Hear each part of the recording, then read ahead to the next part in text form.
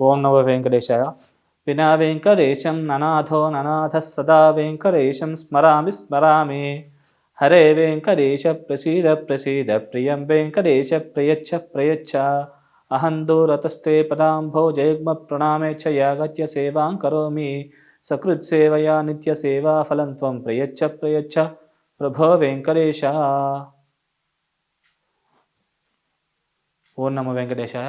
ఈరోజు మనము ఈ యొక్క 2024 జనవరి 1వ తారీఖు నుంచి 31 డిసెంబర్ 2024 వరకు ద్వాదశ రాశి ఫలితాలను గురించి తెలుసుకుందాం.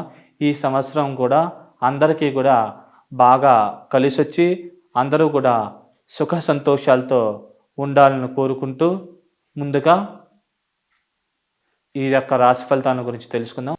కుంభలగ్నం, కుంభరాశి. ఈ యొక్క లగ్నానికి లగ్న మరియు వ్యయాధిపతి అయినటువంటి శనేశ్వరుడు లగ్నంలోనే ఉండడం వల్ల గోచారరీత్యా శశమహాపురుష యోగం అనే ఒక యోగం ఏర్పడింది. దానివల్ల స్టామినా, ఇమ్యూనిటీ లెవెల్స్ బాగా పెంపొందడం, అలాగే దైవికమైన బలం శక్తి పెంపొందడం, వివాహ స్థానాన్ని చూడడం వల్ల వివాహం పరంగా వరుడైతే అనుకూలమైన వధువు, వధువు అయితే అనుకూలమైన వరుడు ఇట్లా లభించే అవకాశాలు చాలా ఎక్కువగా ఉంటాయి. కాబట్టి మీరు ఈ సమయాన్ని ఉపయోగించుకొని ఉన్న స్థితి నుంచి ఉన్నత స్థితికి చేరుకోగలరు. అలాగే బిజినెస్ పార్ట్నర్స్ ఉంటే కనుక వీరి మధ్య సంబంధ బాంధవ్యాలు అవి కూడా బాగా మెరుగయ్యే అవకాశం ఉంది. కాబట్టి ఈ సమయాన్ని మీరు బాగా ఉపయోగించుకొని ఉన్న స్థితి నుంచి ఉన్నత స్థితికి చేరుకోగలరు. అలాగే దైవికమైన శక్తి బలం కూడా పెంపొందించుకుంటే కనుక ఈ ఫలితాలను ఇంకా ఎక్కువగా పొందగలరు. అలాగే వృత్తిపరంగా కూడా ప్రమోషన్లు, ఇంక్రిమెంట్లు మరియు మీరు ఏదైతే అనుకుంటున్నారో ఆ ప్లేస్కి ట్రాన్స్ఫర్స్ లాంటివి లభించే అవకాశం ఉంది. కాబట్టి సమయాన్ని ఉపయోగించుకుంటే మంచిది. అలాగే 3వ స్థానాన్ని చూడడం వల్ల మాట తీరు బాగా మెరుగుపడడం, సోదరీ వర్గీయుల సహాయ సహకారాలు అధికంగా లభించడం లాంటి పరిణామాలు జరిగే అవకాశం ఉంది. కాబట్టి మీరు ఈ సమయాన్ని బాగా ఉపయోగించుకోగలరు.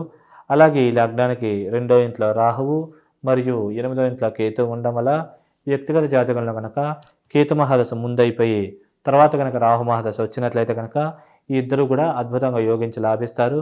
కోర్టు మరియు న్యాయ సంబంధం విషయాల్లో అనుకూలమైన ఫలితాలు, తీర్పులు ఇట్లాంటివి వచ్చే అవకాశాలు ఉంటాయి.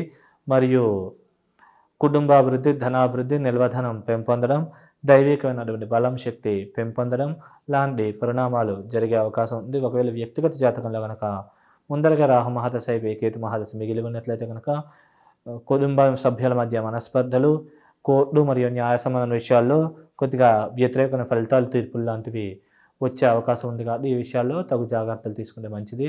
అలాగే 3వ స్థానంలో గురు సంచారం వల్ల కొద్దిగా మాట తీరులో తడబాటు, కొద్దిగా గురుదశలు అంతర్దశలు నడిచినట్లయితే సోదరీ వర్గీయులతో స్వల్పమైన వైరము మరియు ధనపరమైన ఖర్చులు అధికంగా కావడం లాంటి పరిణామాలు జరిగే అవకాశం ఉంది.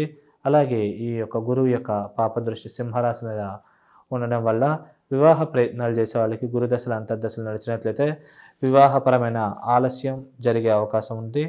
అలాగే ఈ యొక్క గురువు యొక్క పాపదృష్టి కొద్దిగా ఈ యొక్క లాభస్థానం మీద ఉండడం వల్ల చేతి దాకా వచ్చి కొన్ని లాభాలు మిస్ అవ్వడం లాంటి పరిణామాలు జరిగే అవకాశం ఉంది. కాబట్టి ఈ విషయంలో కొద్దిగా ఆచితూచి కొద్దిగా జాగ్రత్తగా వ్యవహరిస్తే కనుక అన్ని పరాలకు కూడా మంచి జరిగే అవకాశం ఉంది. వ్యక్తిగత జాతకంలో కనుక శని దశ కానీ, శుక్రదశ, బుధ దశ అంతర్దశలు నడిచినట్లయితే కనుక బాగా యోగించి లాభించి మంచి శుభ పరిణామాలను కలగజేస్తారు. రాహుదశ కూడా ఈ యొక్క కుంభలగ్నానికి బాగానే యోగించి లాభిస్తుంది. ఒకవేళ వ్యక్తిగత జాతకంలో కనుక మీకు గురు, కుజ, చంద్ర మరియు రవి దశలు అంతర్దశలు నడిచినట్లయితే కనుక కొన్ని ఇబ్బందులు, సమస్యలు లాంటివి తలెత్తే అవకాశం ఉంది. వ్యక్తిగత జాతకంలో కనుక ఈ పాపభుక్తులు అంటే సూర్య, చంద్ర, కుజ, గురు దశలు కనుక ముందర అయిపోయినట్లయితే కనుక ఈ యొక్క దోష ప్రభావాలు చాలా తక్కువగా ఉంటాయి. కాబట్టి మీరు ఎక్కువ వర్రీ అవ్వాల్సిన పని లేదు. ఒకవేళ కాకపోతే కనుక కొద్దిగా ఇబ్బందులు, సమస్యలు తలెత్తే అవకాశం ఉంది. అయినప్పటికీ మీరు దైవికమైన బలం శక్తి ద్వారా ఈ యొక్క దోష ప్రభావాల్ని అధిగమించగలుగుతారు. దాని నిమిత్తం మీరు రెగ్యులర్గా కూడా ఈ యొక్క గణపతి యొక్క ఆరాధన, సుబ్రహ్మణ్య స్వామి యొక్క ఆరాధన రెగ్యులర్గా ఆచరించుకోవడం, వారి యొక్క స్తోత్రపారాయణలు ఆచరించుకోవడం, మంగళవారం కానీ లేకుంటే శనివారం కానీ సుబ్రహ్మణ్య స్వామికి అభిషేక అర్చనాదులు ఆచరించుకోవడం ఇలాంటివి మంచిది.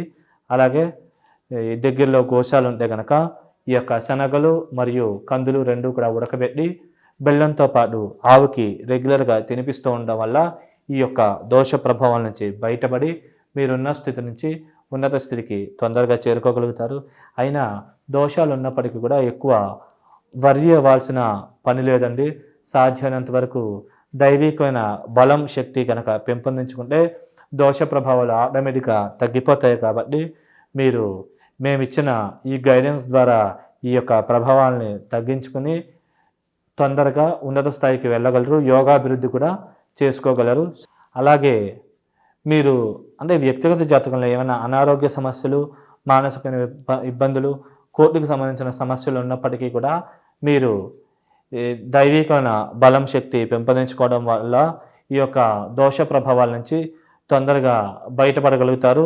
అలాగే మీరు ఏదైతే అనుకున్నారో అది చేరుకోవడానికి తగ్గ సూచనలు, సలహాలు కూడా మేము అందిస్తున్నాం. కాబట్టి ఈ యొక్క పరిహారాలని ఆచరించుకోవడం ద్వారా మీరు ఈ యొక్క దోష ప్రభావాలని తగ్గించుకుని మీరు ఏదైతే అనుకున్నారో అది చేరుకోవడానికి తగ్గ పరిస్థితులు తొందరగా ఏర్పడయ్యే అవకాశం ఉంది. కాబట్టి ఈ యొక్క పరిహారాలు ఇంప్లిమెంట్ చేసుకుని మీరు ఈ వ్యతిరేక ప్రభావాల నుంచి తొందరగా బయటపడగలరు. శుభం.